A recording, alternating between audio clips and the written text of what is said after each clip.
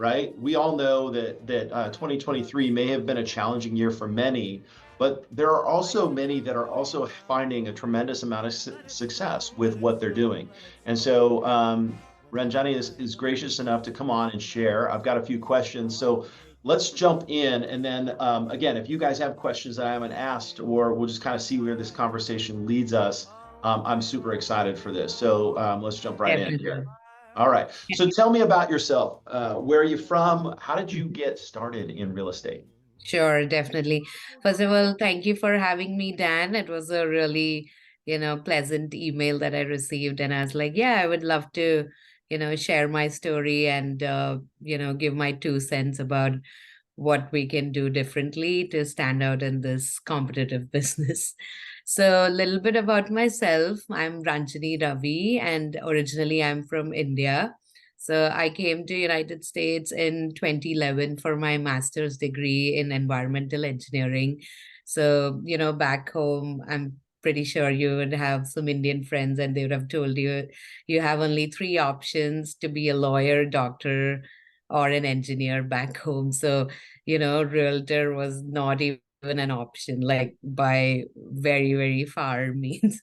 So yeah, so I did my master's in environmental engineering, and I was working for the EPA, which was, back then my dream job because, that's what everybody wants to be when you are in this field of remediation. And, we used to remediate groundwater contamination in different supra sites. So, which was a really good job. And I wanted to challenge myself more. So I joined consulting firm in Houston called Kleinfelder, and our clients were Exxon back in the day.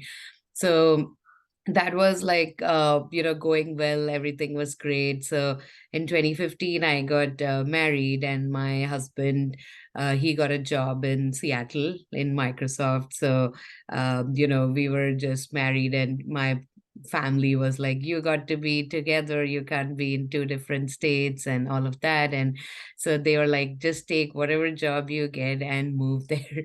So I just applied to a bunch of positions here, and I got an environmental job in a mom and pop kind of a firm in Issaquah.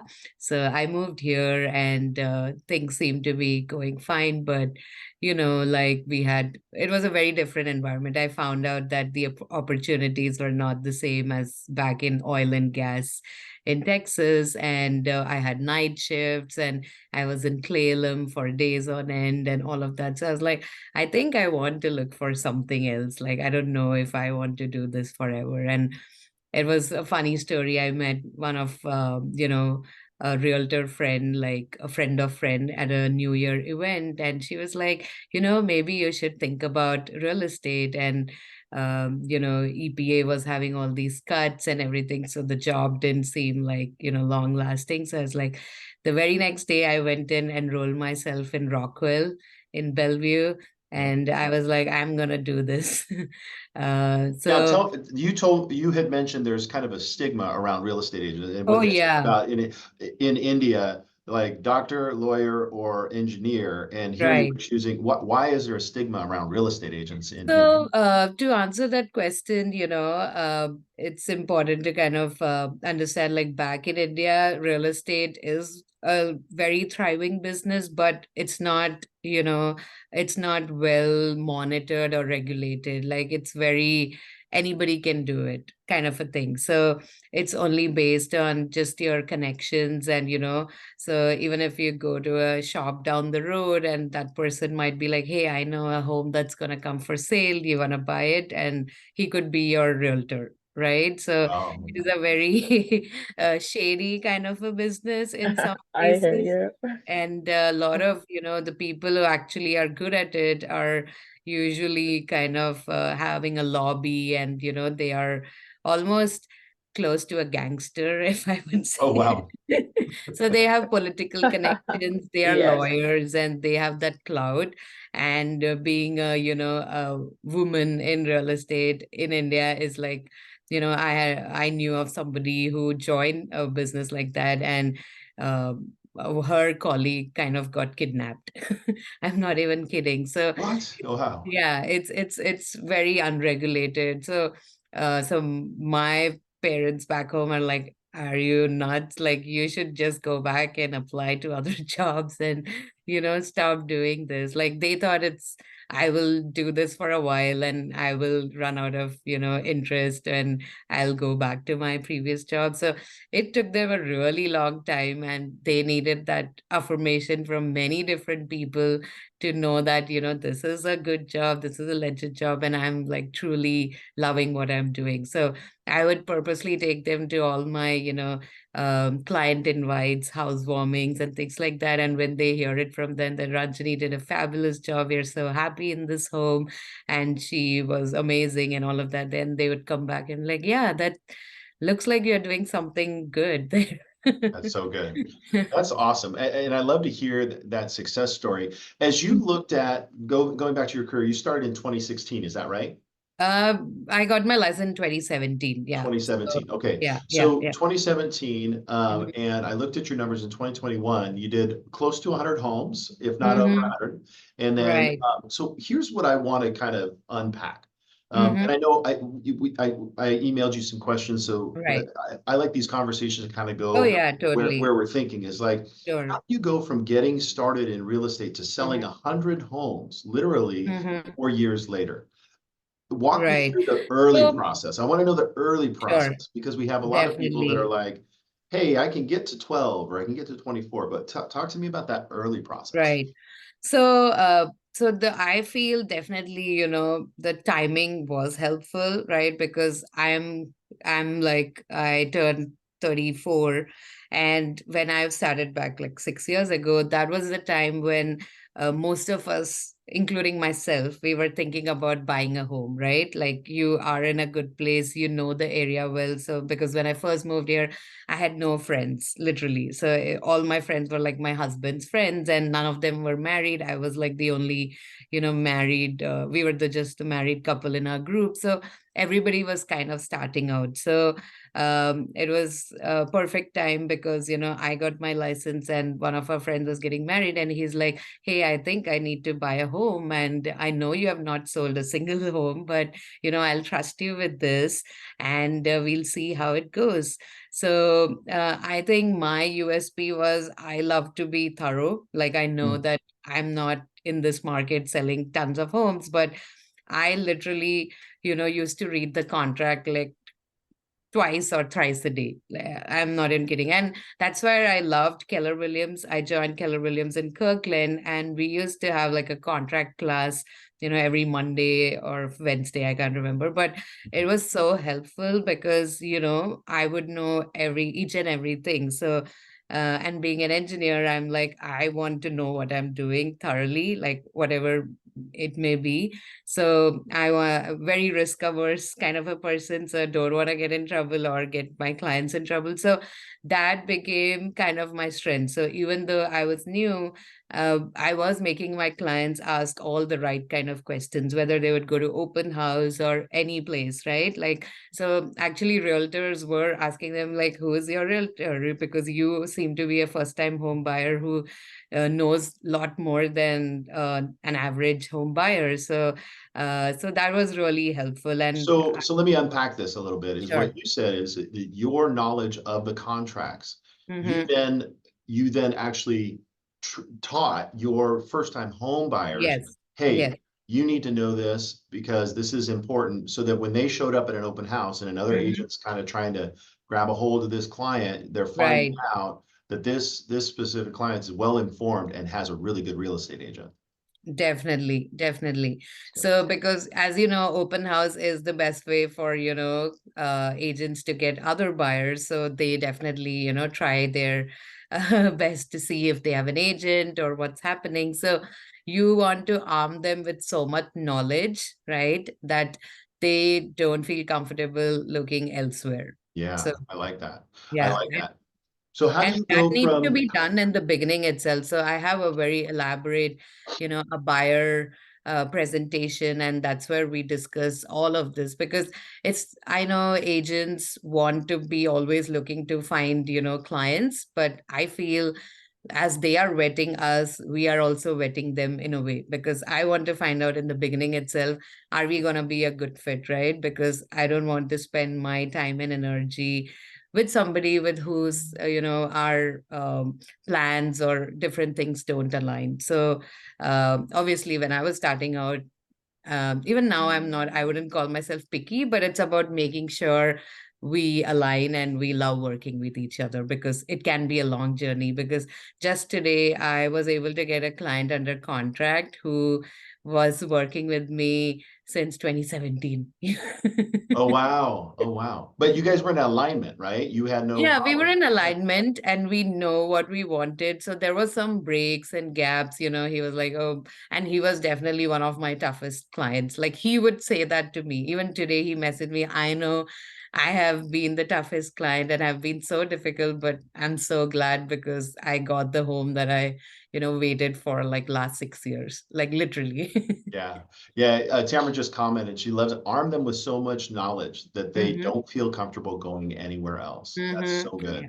That is Yeah. so good. Yeah. So then how do you go from this first referral, hey, we're gonna give you a shot, Mm-hmm. to turning that into so much business? How did you connect those dots?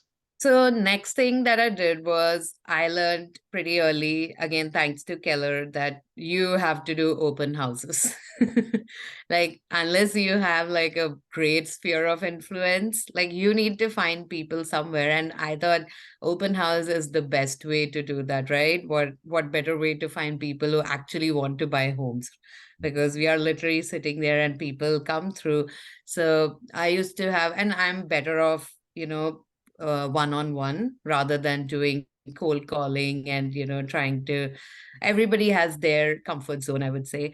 So I started doing like open houses like crazy, like probably 3 a week or sometimes even 4 a week, and just build that momentum. Because again, being an engineer, I was very used to being just behind a computer, and talking to people was not my forte. Like, although I would love to have a conversation, but it's not like, I'm super confident and I want to just go talk to everybody. So open house helped me break that ice. It was more for me to develop that confidence and be comfortable answering objections. Because you know how open house works, right? People will come by, but then they'll kind of sneak away, or they don't want to talk to you, and Right. all these kind of different things happen.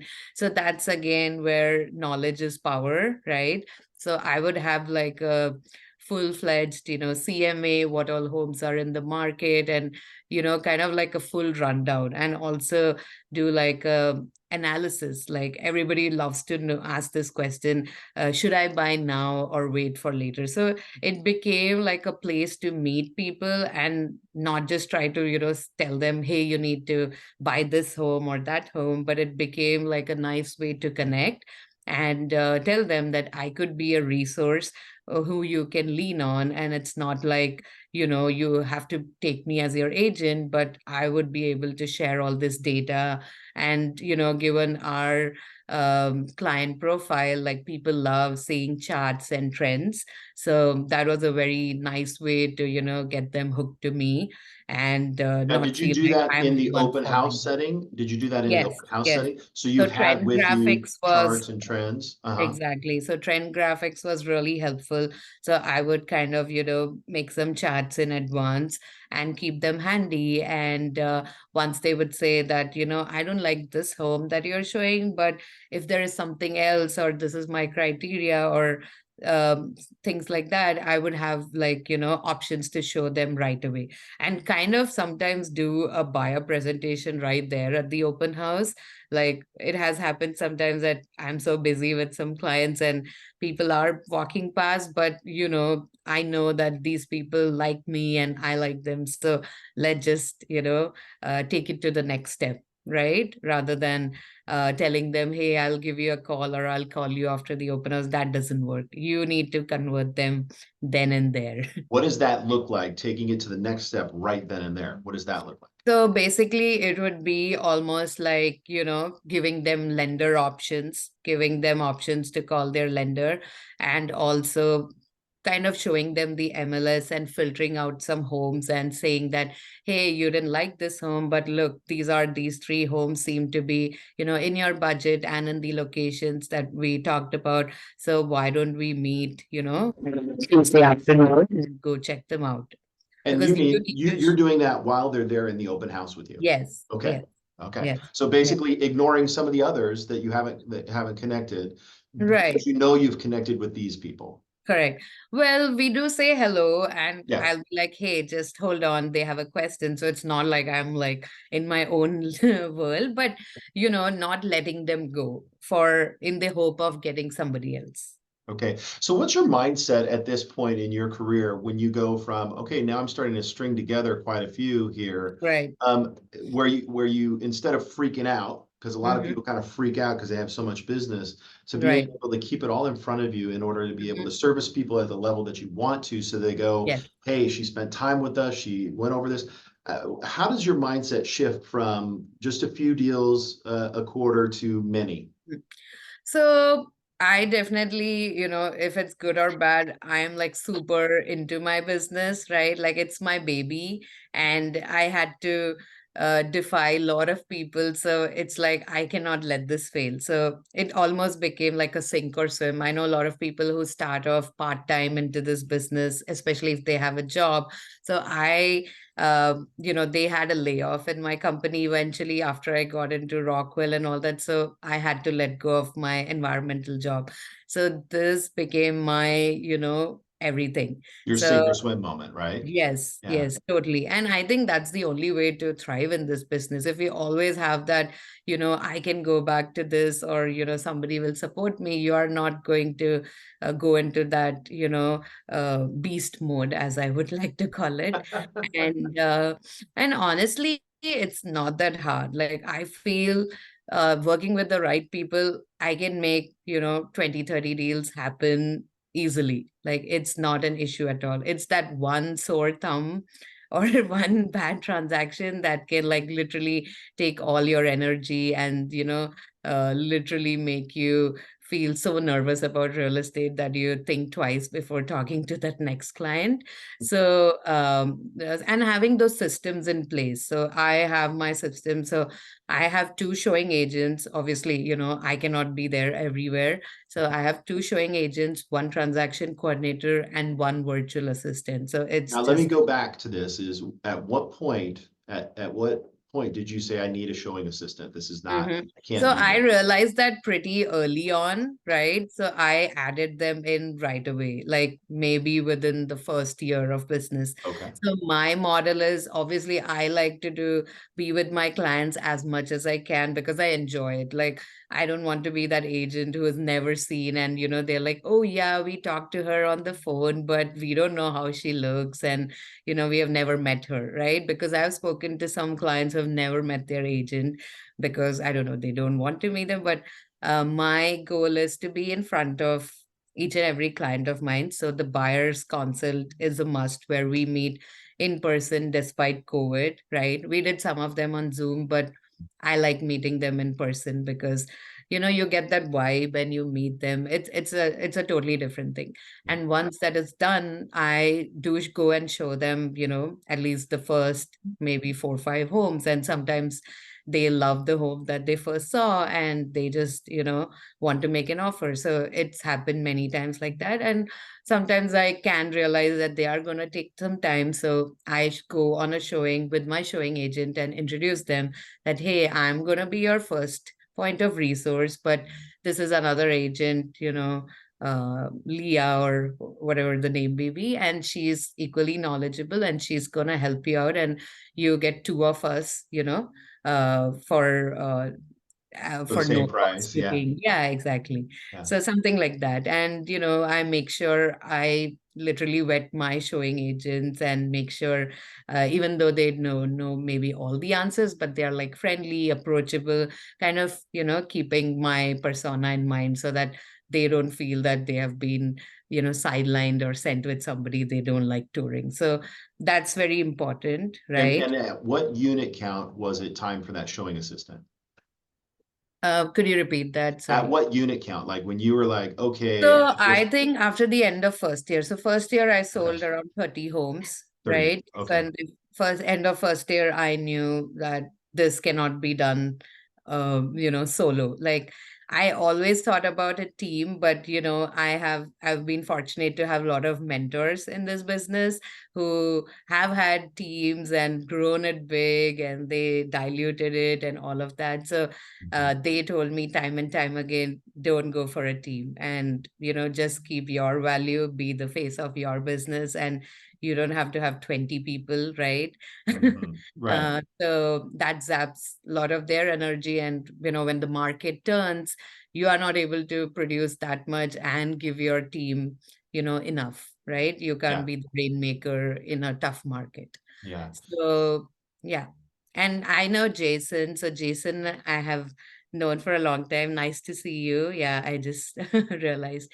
So, yeah, he has seen me around showing homes, and we used to meet each other during showing. So, I'm a very, very involved person. Like, I feel I cannot, help them make a good offer until I see it for myself. I don't know how people do that remotely. Like, seriously, there have been a Yeah. lot times when people they want to know everything. They're like, what about that tree in the backyard? Do you think that tree will fall on the home? I'm like, if I don't see that home, how am I You're supposed to like, know what about tree? the tree, Yeah. right? Oh, like, Yeah. And the other thing is, my environmental background really helps me in things like that. I have done like drainage design and, especially in Seattle like area with, so many things like, should I buy a home which has popcorn ceiling? Should I buy a home which could have potentially lead paints or asbestos or underground storage tanks, right? So, especially in Redmond, Bellevue, and Seattle, there are some really old homes built in the 1960s. And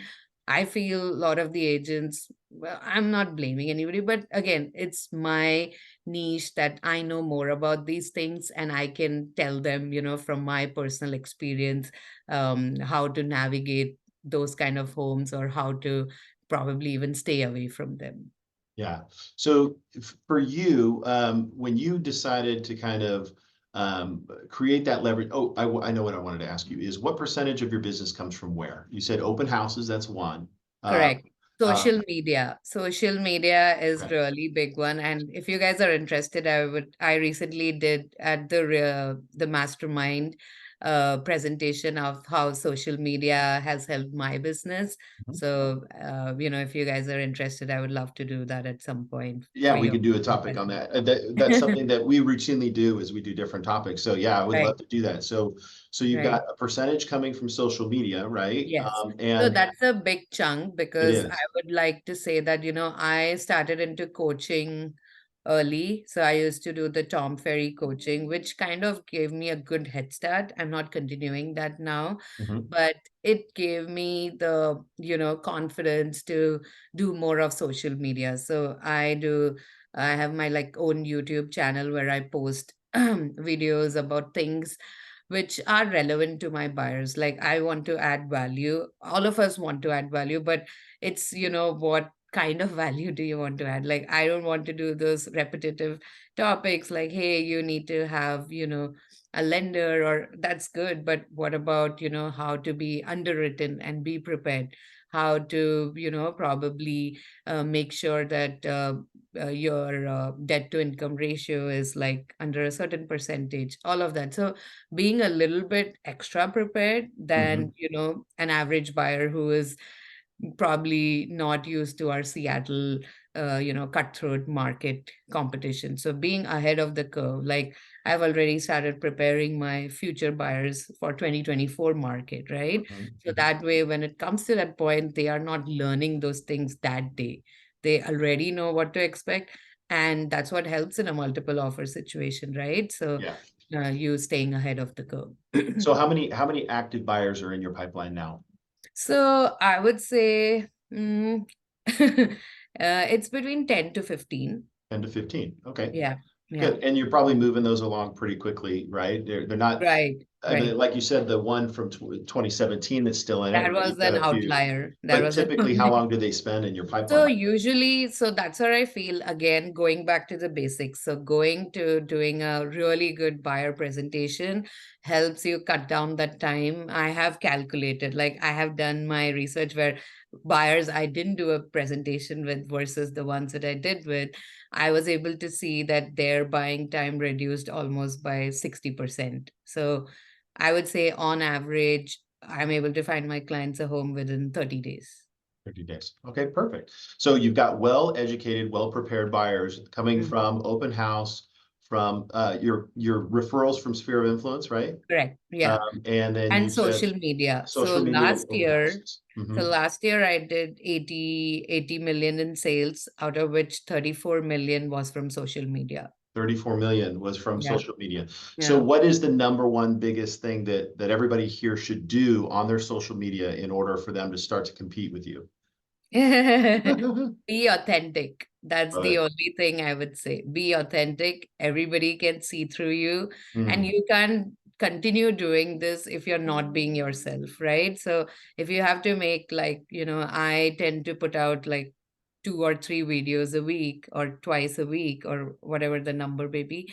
So if you want to do that consistently, well, first of all, you need to like what you're doing and you need to be yourself. Like when I started out, I looked up a lot of other agents and I'm like, probably I need to do something like them. I need to do this and that. And that didn't work too long. Like I got, I would push that task away so much that I'm like, why even do this, right? Because it became like a pressure that, oh, I have to make this video today and I'm not feeling up to it or something. So now what I do is I time block, right? So I prepare my topics beforehand and I keep adding to it, right? And most of these are actually questions that my buyers or sellers ask. So that's where it's very useful because those are things that people are thinking. So if one person is asking, I'm pretty sure a lot of other people are thinking about it. So I make a list of these topics and, that's where my VA helps me to kind of, do some research and put some good content together. And then I sit through like 2 or 3 hours. I have all my, equipment, everything dialed in. So I just shoot them all together. So All together. my December is all ready, right? So even if Mhm. last week I was on vacation and my friends keep asking, how are you putting out these videos even when you're off? Are you not taking time off? Right. So that's because it's all already ready. And I don't know if any of you know, like I'm a new mom. So I just had my baby. Oh, congrats. Thank you. So she turned 4 months.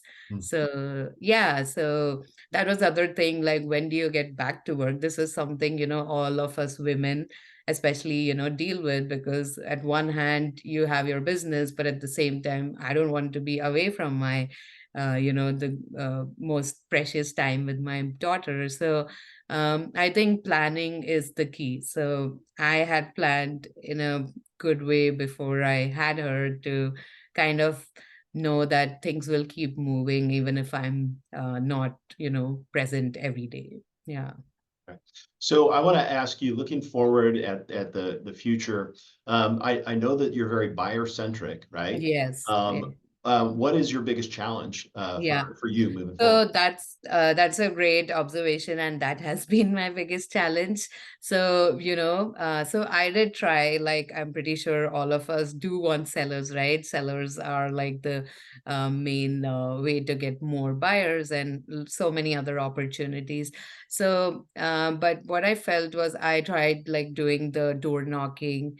I tried doing what do you call postcards and all of that, but it kind of didn't resonate with me, to be honest. And well, now what's happening is all those buyers that I helped in the last few years, now they are all becoming sellers. Yep. And that's become one of my main seller lead sources.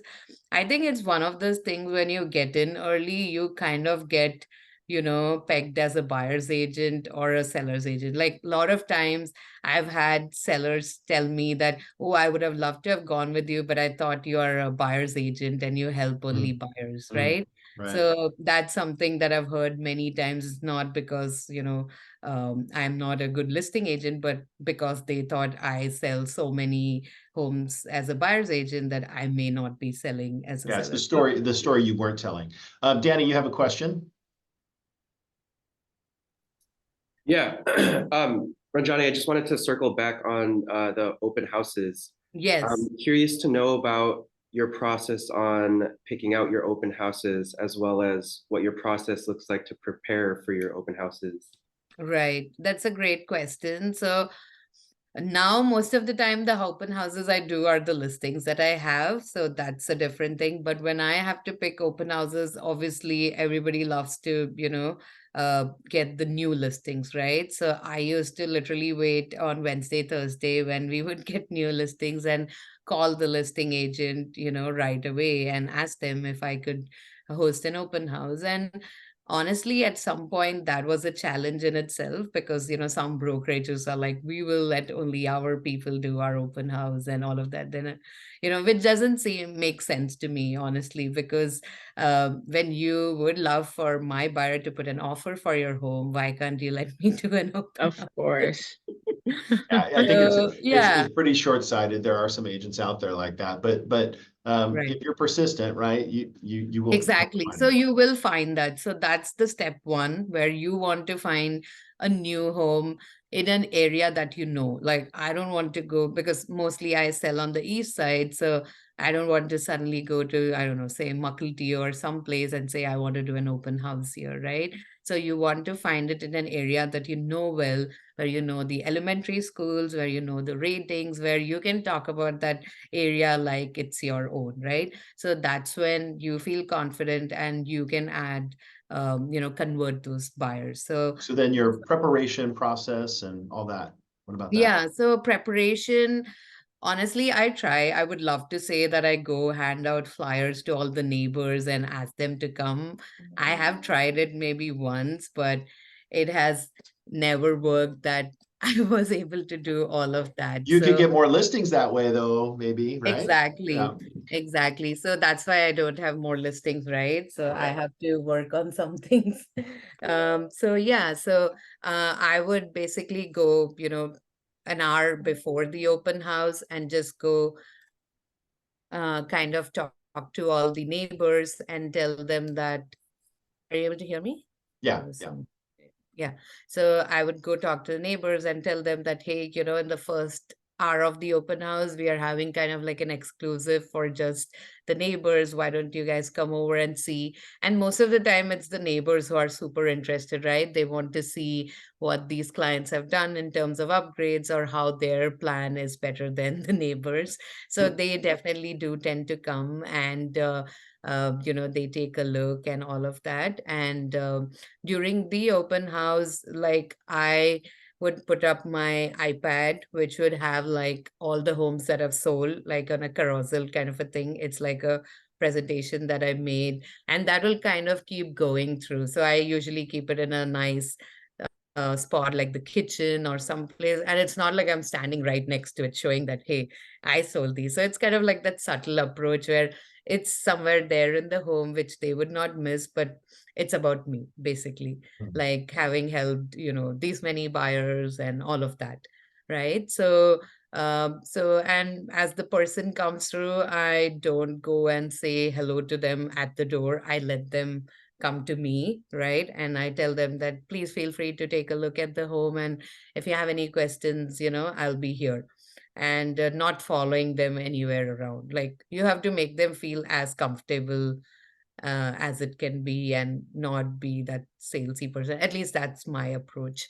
And once they've taken a look, I ask them how did they like the home and, talk a little bit about how long have they been looking and have they found a home or honestly, I don't try to ask them if they have a realtor or not unless they come and tell me that, then obviously I don't want to step on anybody's shoes. But I feel sometimes they just don't want to talk to you and might just say, oh, I have a realtor, let's not go further. So I never ask that these days. That You is don't give something. them, you don't give them a reason to say, I don't want Yes, to yeah. talk to We you. keep Yes. talking about, like, you would talk to a friend about your home search, right? Hmm.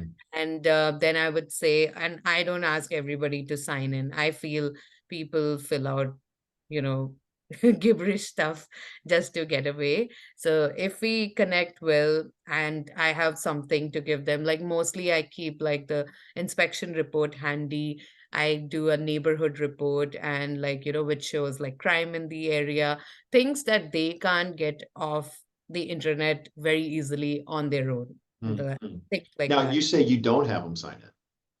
No, I don't have them sign in. I give info to only those people, or take the info whom I think I'm going to, kind of work with, or I'm having a rapport where we are talking and they are interested, and, they want the inspection report. So that way they will obviously give me their email, right? So they will, So that's what you do. You basically yes, say, when you yes, developing rapport, you're yeah, like, well, I can email you a copy of the inspection report if you correct. like. So now that's Correct. how you And cap. the HOA documents, like, Yeah. if it's a condo or something like that. So that's how I get their info. Yeah. So it's And they essentially are about stuff that's not easily obtainable off the internet, correct. Correct. is So catching up. like my report would have, like, basically number of people in the area, like it has a demographics kind of a chart.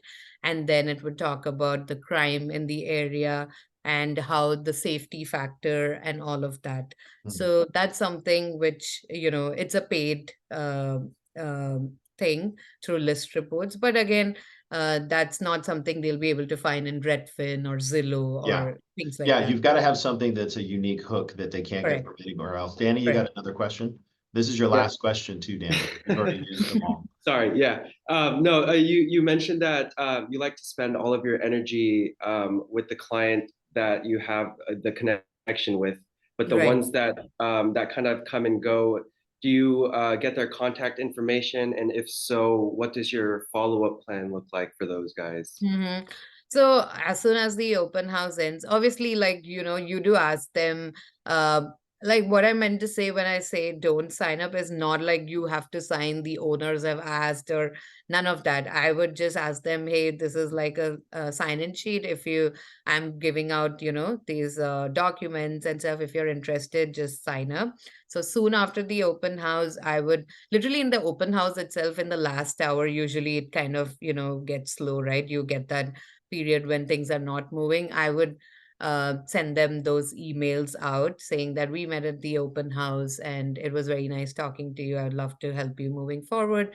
These are the documents that, I said I would share.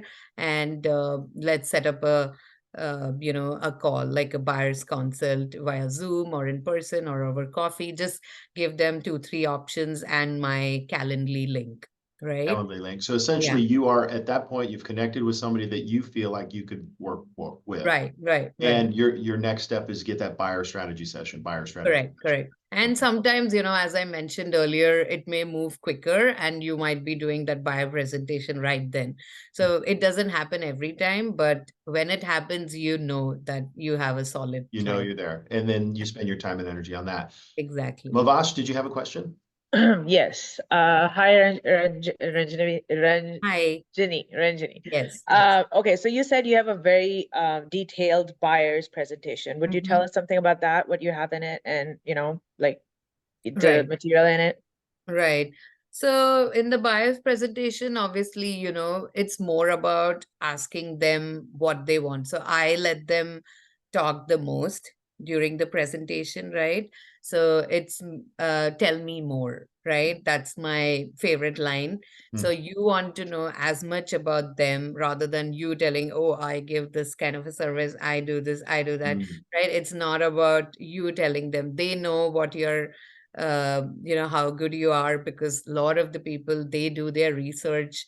I'm not talking about the open house people, but generally when somebody has approached you, it is like at multiple levels that they have vetted you in some way that they are here today.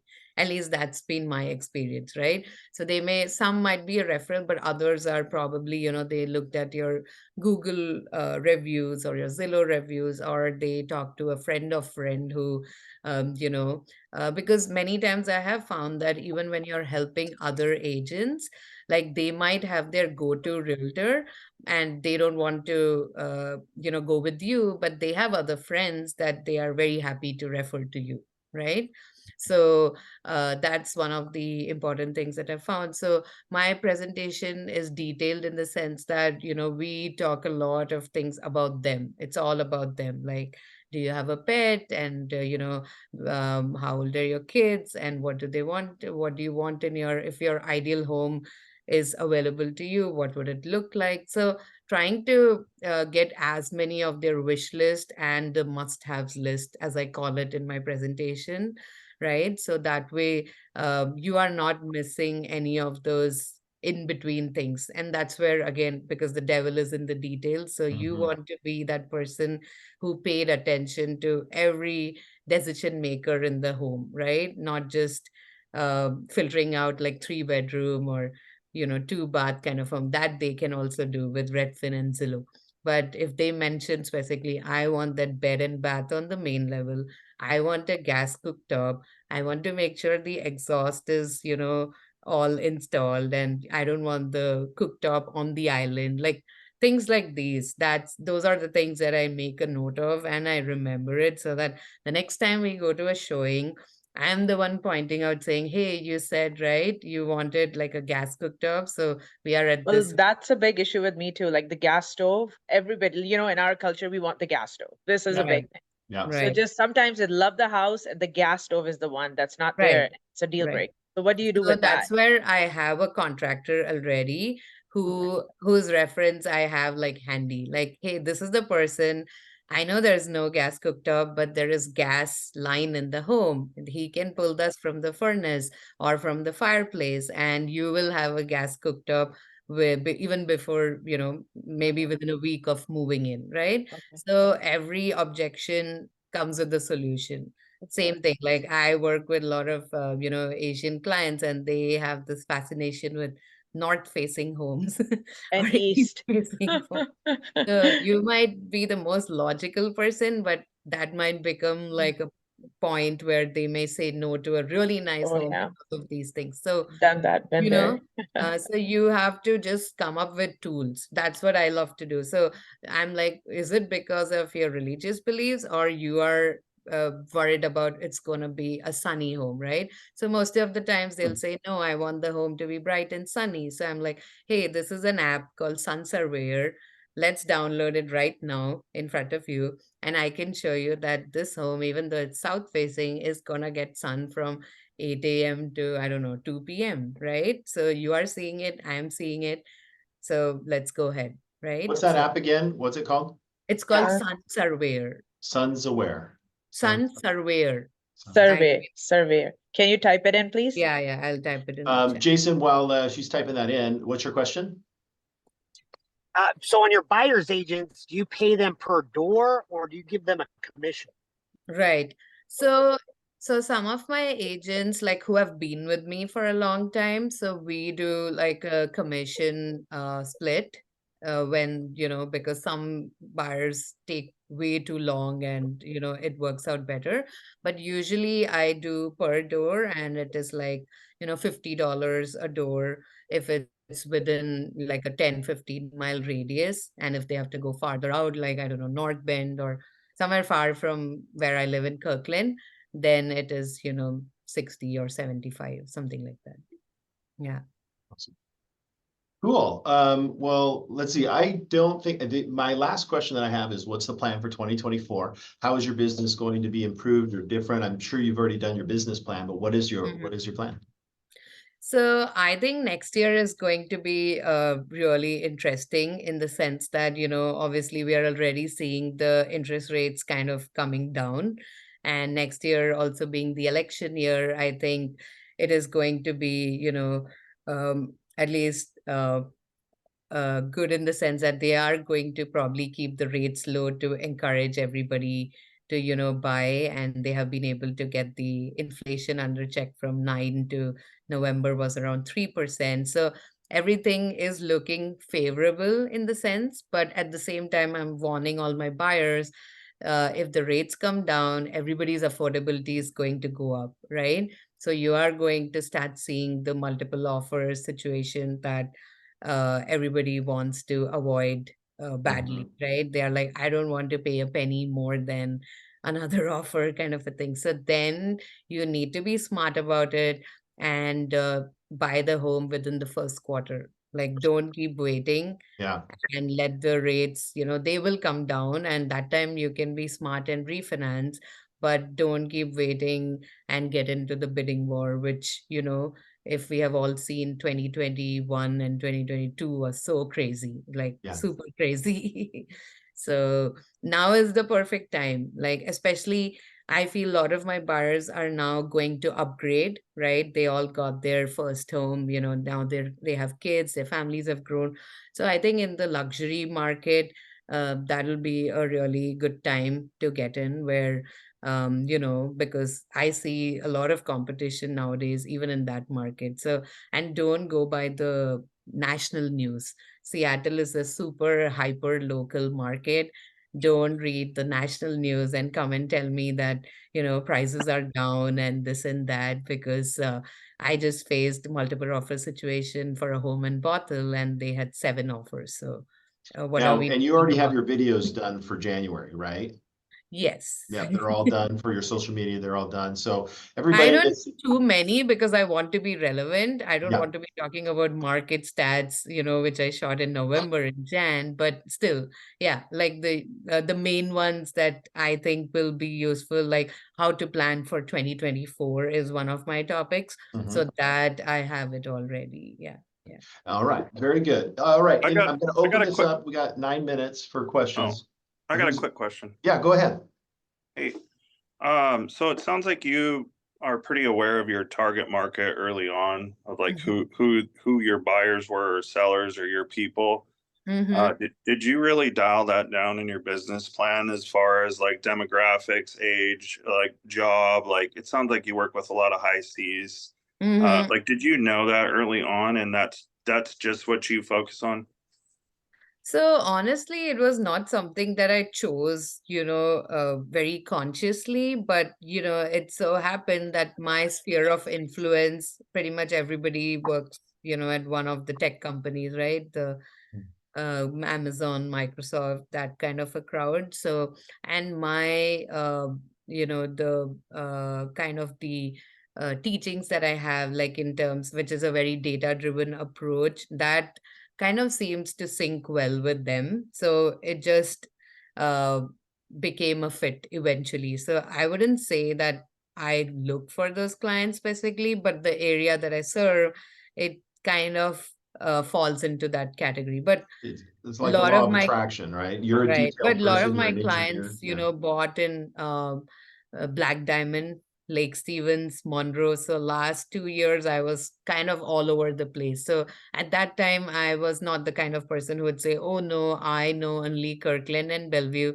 so I'm not gonna help you buy a home in Black Diamond." So I sold, I think, 10 or 15 homes in Black Diamond. And before this, I didn't even know there was a place called Black Diamond before the pandemic, right? So, and I was published in their Black Diamond newsletter as one of their local realtors, so which was pretty nice. So, but once I know what I'm getting into, then I do a lot of research to be really good at it, right? So this person, I actually got through cold calling. He was an investor, and he told me early on that, hey, there's going to be a new, gated community, 10 trails in Black Diamond. All the top builders are going to be there. It's going to be a master community, and I want to get in there early. So let's go check it out. So we were the first buyers to buy the first home by Pulte, Now, hold which on a was, second. You said you were cold calling? yeah, yeah. So every year I try to do something that I'm uncomfortable doing. Yeah. Obviously, that was like one of the few calls that I made, but one of them did click, right? Mhm. So yeah, so I was there with him on day one of the community launch, and he got the home for like 425 or something, right? Like a 2,500 square feet home, and he was able to rent it for like 3,000 even in that area. And by the end of next year, so I had that knowledge, right? So whoever I know cannot afford to buy in Redmond, Bellevue, Kirkland, I'm suggesting Black Diamond now. Like I know it at the back of my hand. I'm like, these are the homes, these are the locations, and you can get a brand new home and you're going to be working from home at least that point. Yeah. So a lot of them moved there. And, the good part was basically uh, you were able to be ahead of the curve, because by the end, when those homes were selling, some of them touched $1 million Yeah. within 1 year. Yeah. So, and one of them, what he was smart enough, like he bought it early. We sold that home and brought him back to Bothell. Oh, nice. Perfect. Equity. Made a huge chunk of change down there and then was able to move years later Yeah, and still grow in equity. That's so yeah, good. yeah. Okay, so we're gonna wrap this up. Ranjani, I so appreciate your time, right? You're Absolutely. It was busy. fun. Yeah, Yeah, it was really nice. And you can follow me on Instagram. It's called Ranjani Ravi Realty. So I would love to, answer any questions or DMs of this platform as well. So yeah. perfect. You Well, you are on East Side office? Is that what office you're with? she's So with right EXP. now I'm in EXP. I moved to Okay. EXP earlier this year. Yeah. Oh, okay. Cool. Yeah. All right, any last questions before we let her go? All right. Thank you so much, everybody. Thanks for joining. Have a very happy holidays. And Thank you. Happy yeah, good luck to holidays. everybody next year. Thank you.